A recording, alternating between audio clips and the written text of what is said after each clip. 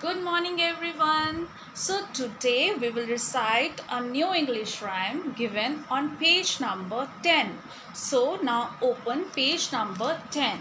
Now tell me what is the name of our new rhyme? Yes, the cat. Now look, this is a cat and this cat is looking fine and fat. Now tell me, ये cat कहाँ बैठी है? Yes, this cat is sitting on a mat and this cat is playing with what?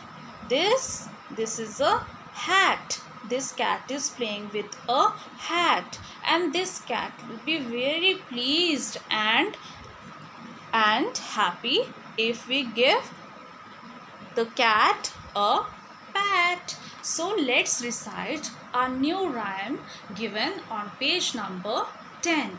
Let's start. Here is a little cat looking fine and fat, sitting on a mat, playing with the hat. Give a cat a pat, she will be pleased with that. So my dear learners, in this rhyme we have learned so many words. Okay, first is at, cat. Next at, fat. Then at, mat. Then at, hat. And next at, pat.